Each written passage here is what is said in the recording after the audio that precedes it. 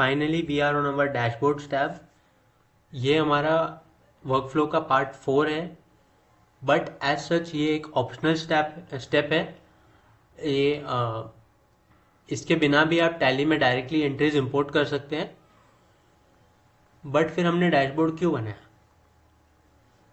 क्योंकि एक पैटर्न हमने नोटिस किया कि सीएस क्लाइंट को अकाउंटिंग तो करके दे देता है, लेकिन कई बार वो उनके बिजनेस में इतना इन्वॉल्व नहीं होता है कि उनको अच्छे से एडवाइस दे सके। एंड सिंस अगर जस्ट पिक्चर दिस, आपका क्लाइंट आपको डेटा दे रहा है, आप उसका कंप्लायंस करके दे दिए, फिर आप साल भर के बाद उसको कांटेक्ट करोगे, सर हमारा फीस। सो आपका क्लाइंट से रेगुलर टचअप नहीं होता है। वर्सेस अगर आपके पास मंथली एक डैशबोर्ड आया कि क्लाइंट का इतना इनफ्लो हुआ, इतना आउटफ्लो हुआ। फॉर नाउ अभी हम कैश इनफ्लो आउटफ्लो पे ही देख रहे हैं, but in future sales purchase भी इंटीग्रेट करने वाले हैं।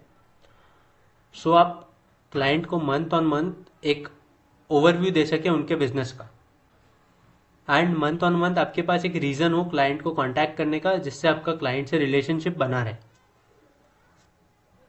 So that was the purpose of dashboard. Dashboard में बेसिकली आप यहाँ से पीरियड फिल्टर आउट कर सकते हैं। अभी मैंने जो एंट्रीज इंपोर्ट की उसका ये इनफ्लो आउटफ्लो का सारा स्टैटिस्टिक्स है।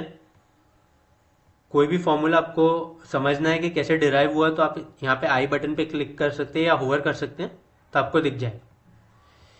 अब एक चीज़ डैशबोर्ड के बारे में ये है कि यहाँ पे सारे बैंक अकाउंट का डेटा इंटीग्रेटेड है।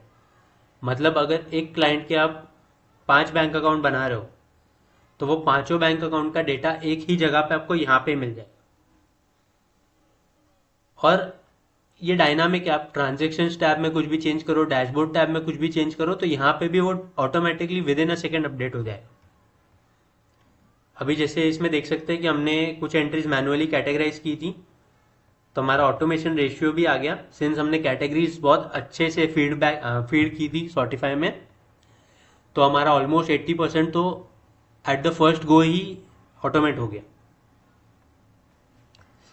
Then we have this graphs के क्लाइंट के कैश इनफ्लो और आउटफ्लो में इतना गैप था, और जैसे जैसे दिसंबर आ रहा है वी कैन सी कि ये गैप ऑलमोस्ट नहीं जितना हो गया।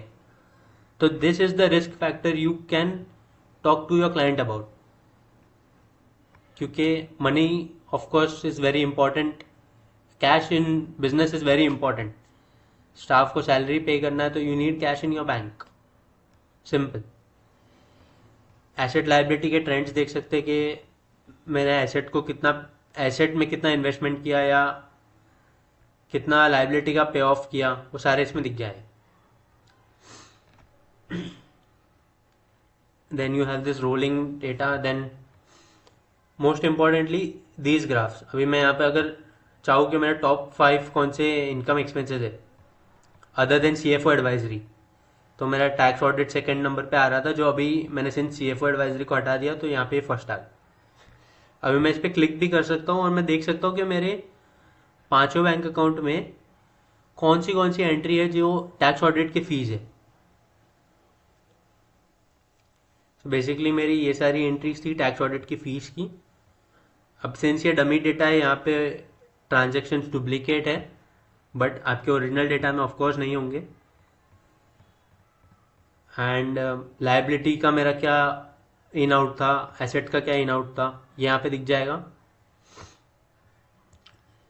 Pareto analysis is for you actually, कि सिंस आप एक एआई टूल यूज कर रहे हैं, तो टू गेट अ कॉन्फिडेंस कि मेरा कैटेगराइजेशन सही हुआ है, सैम्पलिंग बेसिस पे आप रैंडमली टॉप 50% 80% एंट्रीज देख सकते हैं। मतलब अगर क्लाइंट ने सपोजिंगली 1 लाख के ट्रांजेक्शन्स किए हैं, तो उसमें से अप टू 80,000 तक के कौन से एंट्रीज है, मतलब कौन से ऐसे एंट्रीज है जो हाई वैल्यू है और उनका टोटल 80,000 बन रहा है। तो आपके हाई वैल्यू ट्रांजेक्शन्स हमेशा राइट ही होंगी, और अगर नहीं है तो आप डायरेक्टली यहाँ से इसको चेंज कर सकते हैं। सिंपली यहाँ पे जाना है, यहाँ पे आपको जो कैटेगरी चाहिए उसमें से सिलेक्ट करना है या लिख देना है। जैसे मेरे को स्टाफ पेरोल का, तो स्टाफ में ही जाएगा ऑफकोर्स। और यहाँ पे सेव कर देना, सिंपल। बल्क अपडेट भी कर सकते हैं आप बेसिकली, अगर आप फॉर एग्जांपल ये दो एंट्री सिलेक्ट करते हैं फिर बल्क अपडेट करते हैं तो वो भी ऑप्शन अवेलेबल। ये पिवट एक आपको एक ओवरव्यू देने के लिए कि अभी जैसे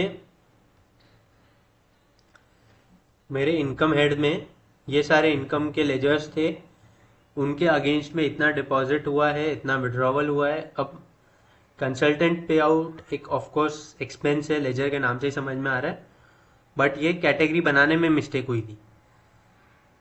तो we will have to update the categories tab में कंसल्टेंट पे आउट का जो लेजर है उसको अपडेट करना पड़ेगा, सिंपल। ये भी वैसा ही, आप डायरेक्ट क्लिक कर सकते हैं और देख सकते हैं कि मेरे कौन से इनकम एक्सपेंसेस हुए थे। अब डैशबोर्ड्स में दो गेम चेंजर फीचर्स। आपको पहली बात तो ये डैशबोर्ड अगर क्लाइंट को शेयर करना है तो सिंपली यहाँ पे एक शेयर का बटन है, इसको कॉपी करना है। और अगर आपको ये आपने सपोजिंगली किसी को गलत शेयर कर दिया, गलत डैशबोर्ड शेयर कर दिया किसी क्लाइंट को, तो आप डायरेक्टली रिवोक कर सकते हैं, तो वो लिंक ब्रेक हो जाए। मतलब अभी अगर मैं इसको इनकॉग्निटो पे ओपन करूं तो यू कैन सी कि मैं वो सेम डैशबोर्ड देख सकता हूं जो आपको वहां दिख रहा है।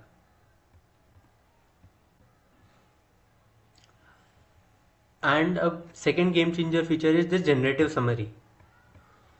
इसमें क्या होता है, basically you describe your business and उस बेसिस पे एआई डेटा को एनालाइज करता है और आपको 6 ऐसे पॉइंट्स बताता है जो आपको देखने चाहिए। सिंस एज सीएस हम मल्टीपल क्लाइंट्स को डील करते हैं, then we don't have time to check एक एक का टैली का डेटा, या एक एक का मतलब एक एक का डेटा देखने का टाइम नहीं होता है। तो basically you can generate this summary. ये समरी क्लाइंट को भी दिखेगी और ये समरी के बेसिस पे आप डिसाइड कर सकते हैं कि कौन सी चीज़ें ऐसे जिस पे आपको फोकस करके क्लाइंट को बोलना है। जैसे for example if I right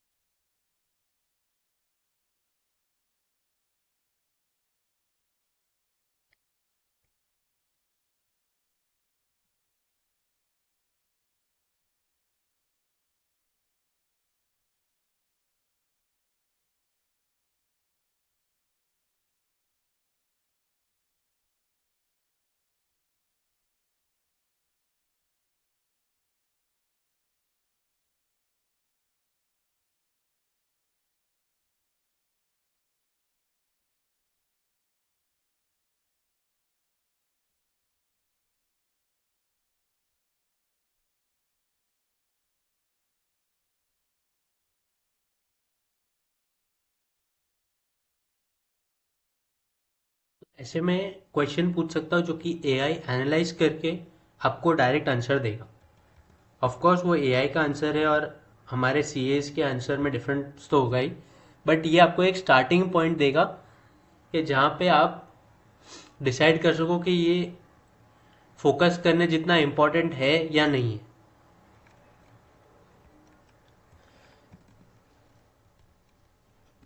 ठीक है, ओके। मैं जनरेट समरी पे क्लिक कर दूँ।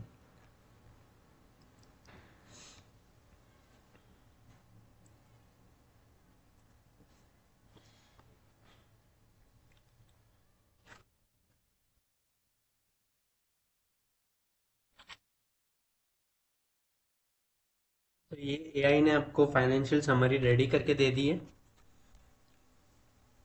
अब इस पे आप देख सकते हैं cash flow savings rate is extremely unstable, जो कि हमने देखा भी था यहाँ पे, सिंस ये बहुत क्लोज आ गया यहाँ पे।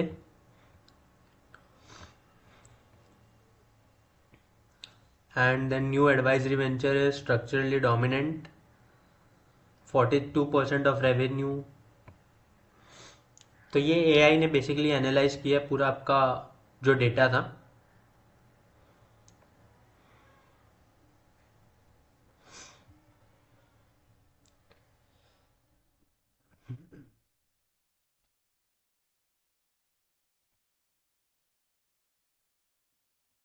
कंसंट्रेशन रिस्क के बारे में बताया एआई ने कि हमारे इनकम के बेसिकली तीन ही सोर्सेज है, जो कि एक बिजनेस रिस्क होता है एक्चुअली स्वॉट एनालिसिस के हिसाब से, तो विच इज़ गुड, एआई ने बता दिया।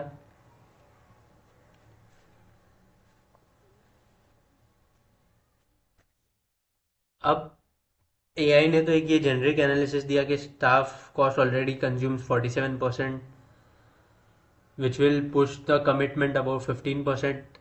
तो ये एआई का एनालिसिस था, but as a CA with the business knowledge and context we have, हम भी तो एनालाइज करेंगे डीप में जाके कि एक्चुअली में ये क्लाइंट को बताने जैसा है या नहीं। तो बेसिकली आप इसको यहाँ पे एडिट कर सकते हैं, यहाँ पे एक पेंसिल का आइकन आएगा, वहां से आप इसको एडिट कर सकते हैं ताकि आप क्लाइंट को वही दिखा सके जो एक्चुअली में राइट है। क्योंकि बेसिकली जब आप इसको शेयर करेंगे क्लाइंट को, मैं ये लिंक कॉपी करके अगर इनकॉग्निटो में खोलूंगा तो आप देख सकेंगे कि यहाँ पे ये पूरा एआई समरी भी आ गया है।